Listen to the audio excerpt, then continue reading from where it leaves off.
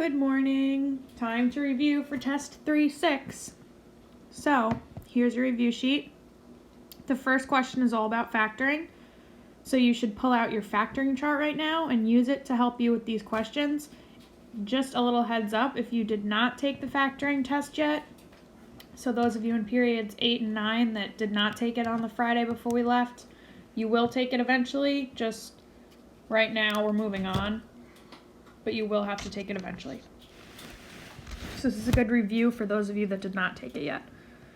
So for the first one, looking at A, I'm going to start out with dots because x to the 4th and 16 do not have anything in common, so I cannot use GCF. And if you notice in the directions, it says to factor completely, so that means you may have to use more than one method on these. So I'm starting out with dots. I set up my two pairs of parentheses, one with a plus, one with a minus. I'm taking the square root of each term. So the square root of x to the 4th is x squared. Remember, I divide my power by 2. The square root of 16 is 4. Now, looking at these two bubbles that I just factored, I can factor this bubble again. I can use dots on that bubble. And that word completely in the directions is giving me a hint that I'm going to have to factor more than once on some of these questions, if not all. So now I'm going to do the same thing for that bubble. One parentheses with a plus and one with a minus. The square root of x squared is just x, and the square root of 4 is 2.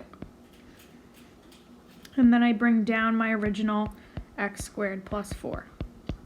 I cannot factor x squared plus 4 because it has addition. And for dots, I need it to be a difference. I need it to be subtraction. For the next one, part B, I'm looking at it, and I have a GCF I can pull out of 3. So when I pull that out, starting out with the GCF, I get x squared minus 3x plus 2. And then I can use sum and product. My sum is my middle number, that's negative 3, and my product is positive 2, my last number times my first number. The number inside the x squared is now 1. Sorry, the number in front of the x squared is now 1. And then I need to find my pair. So you're going to take out your calculator, you're going to type into y equals your product divided by x, so 2 divided by x, and you should still have in y2 there your x plus y1. And then you're going to go to your table, and you're going to find your sum in the y2 column. And when you've found negative 3, the pair you get should be negative 2 and negative 1. Now, since I have a 1 in front of my x squared right now, I can use my shortcut. And I can just stick the pair inside the parentheses with the x. X minus 2, x minus 1, and I have to bring down that 3, GCF, so that's my final answer. For number C, letter C, I'm going to use sum and product because I don't have a GCF and I can't use dots because I have 3 terms. My sum is negative 2. My product is the first number times the last number, which gives me negative 15. And then again, you're going to find your pair in your calculator, the same way we did it last time, and you should get negative 5 and positive 3. I cannot use my shortcut on this problem, so I'm going to write it out. 5x squared minus 5x plus 3x minus 3. I'm going to find the GCF of the first 2 terms, which is 5x. I'm going to divide everything by 5x. Left over I have x minus 1. I'm bringing down my sign, and then I'm taking the GCF of 3x minus 3, which is just 3. And remember, my parentheses have to match, so I need x minus 1 in that first pair to match my first pair of parentheses. Now my final answer is going to be the bubble they share, which is x minus 1, and then everything else in that second bubble, 5x plus 3.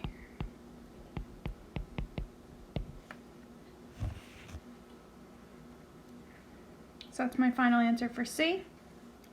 For D, I'm going to start out with checking if I can use GCF. You can find the GCF of 4 and 100 in your calculator if you want, or you can do it in your head. The GCF is going to be 4. And then the GCF of x to the third and x is just x. Remember, you always choose the one with your lowest exponent. Left over, I have x squared minus 25 when I divide everything by that 4x. And then when I look at this bubble here, I can use dots. So I'm going to use dots on that. I'm going to set up my plus and my minus. And the square root of x squared is x. The square root of 25 is 5. And I bring down my 4x. So that's my final answer.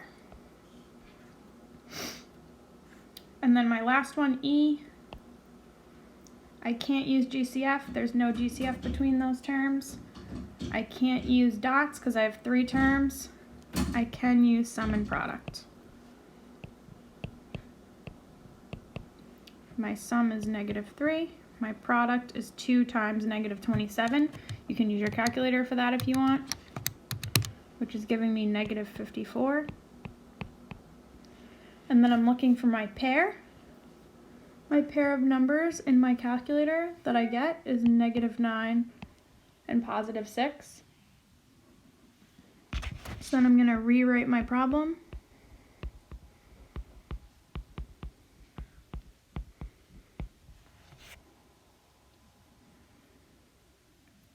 And I'm going to start doing sum and product. So I'm finding the GCF of the first two, which is just x. And I'm left over with 2x minus 9. Bring down my sign. And then I find the GCF of the second two, which you can use your calculator if you want. It's going to be 3. And again, I'm left over with 2x minus 9. So my final answer, bubble they share. So that's 2x minus 9. And then everything else, x plus 3 as my second bubble. So that was all my factoring questions. The next question, give an example of each of the following properties. We do this on each review sheet. So associative, you're keeping the numbers in the same order. You're just moving the parentheses. So notice how I have 3, 2, 1 on both sides. On the left, I'm grouping together the 3 and the 2. On the right, I'm grouping together the 2 and the 1. Distributive, I have a number on the outside of the parentheses. I'm distributing it to the inside. You can have any example, it doesn't have to be the same as mine. And commutative, my order changes. So those are my properties. Will the following parabolas open up or down? Explain your answer. So for these, you're only concerned about the number in front of the x squared. So for part A, I have a negative number. That means I'm going to have a sad face parabola. So that one's going to open down because there is a -4 in front of x squared. And then same thing for B. That one's a +5, so that one's going to be a happy face. That one's going to open up because there is a positive number.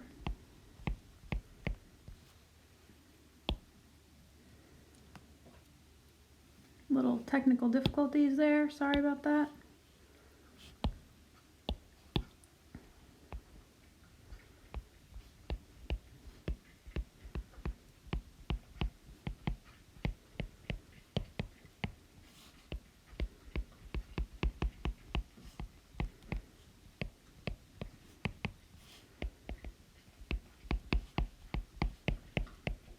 You can also plug these into your calculator and look at the picture and see if it opens up or down.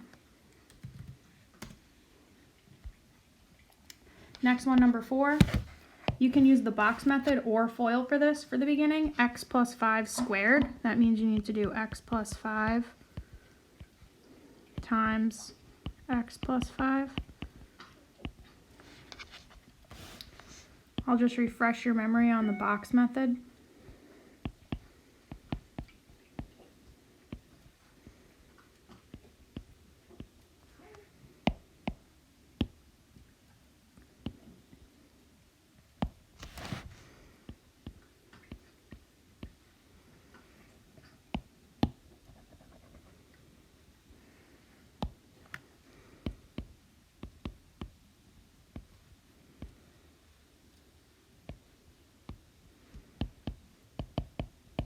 X times x is x squared, x times 5 is 5x, 5 times x is 5x, and then 5 times 5 is 25.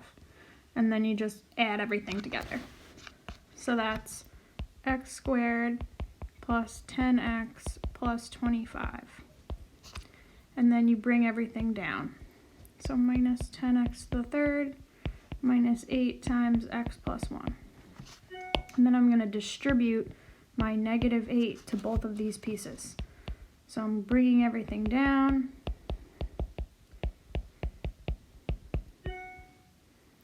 Negative 8 times x is negative 8x, and negative 8 times 1 is negative 8. And now I'm going to combine my like terms. So the only like terms I have here are my x's and my numbers. Because remember, like terms have to have the same exponent and the same variable. So negative 10x to the third does not have any like terms, neither does x squared. 10x minus 8x is 2x, and then 25 minus 8 is positive 18. Just kidding, 17.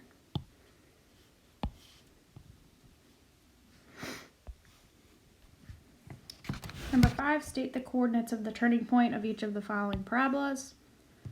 You have x minus 6 squared, and then plus 1. The number on the inside of the parentheses with the x changes the sign for the turning point. So that's going to be a positive 6, and then the plus 1 keeps the sign. So you don't actually have to do anything for these. You just have to pull it out from the equation. For letter B, positive 9 changes the sign to a negative 9, and then negative 3 keeps the same sign. So those are the turning points for those. For number 6, use the graph to the right to answer the following questions. What is the name of the shape of the graph? That's going to be a parabola.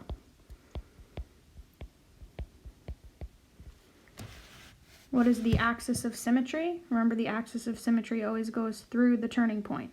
So that's my turning point. My axis of symmetry is a vertical line with an x equals equation.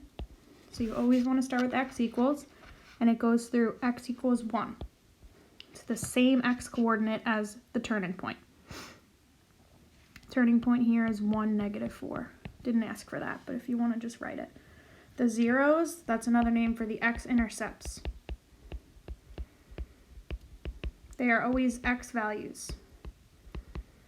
So you can write it as x equals 3 and negative 1, or you can just write 3 and negative 1, whatever you want. But you have to tell me the actual x values. You can't just tell me they're the x-intercepts.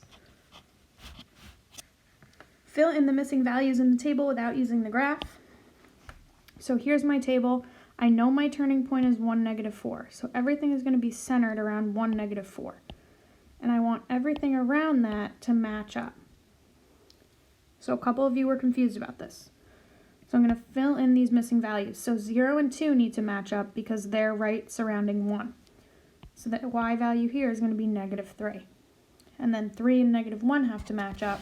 So the y value there is going to be 0. They have to all center around that turning point. And I got that turning point from the graph. Number 7, what is the smallest possible integer value of x if a equals negative 2? So the first thing I'm going to do is I'm going to plug in negative 2 for a.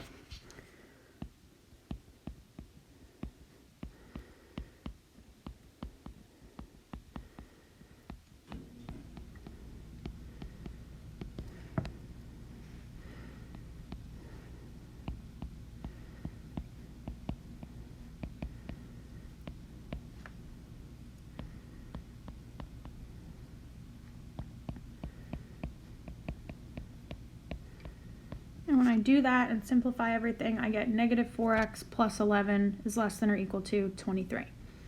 So now I'm just going to get x by itself.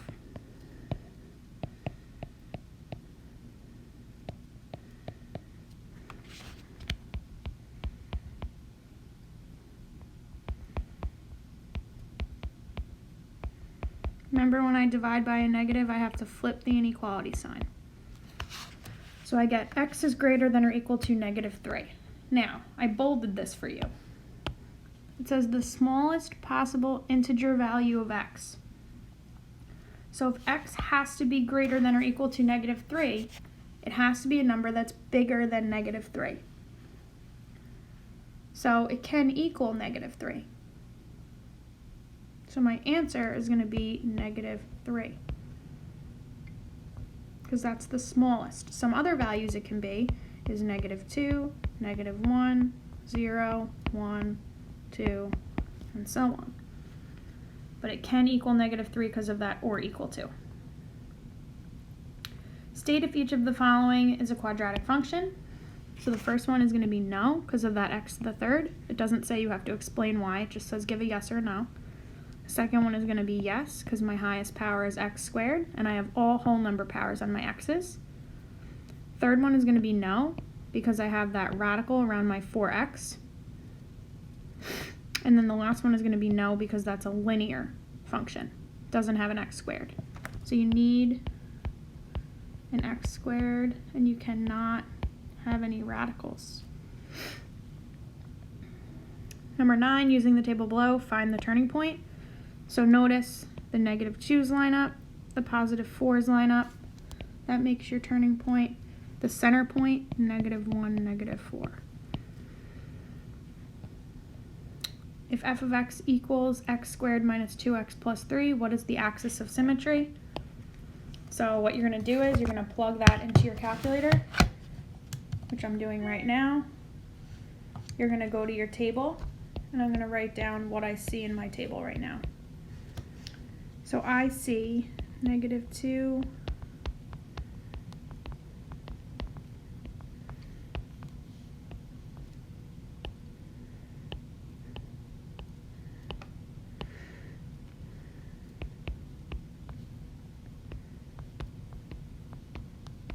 this is what I see in my table. Notice everything lines up. And then I'm left with my 1 and my 2 don't have a pair. So that means that's my turning point because I don't have symmetric y values there. So 1, 2 has to be my turning point. We talked about in the other problem how an axis of symmetry always has an x equals equation. So once you find that turning point, you steal the x value, which is 1, and you just write an x equals equation, so x equals with that x value from your turning point. And that's your axis of symmetry.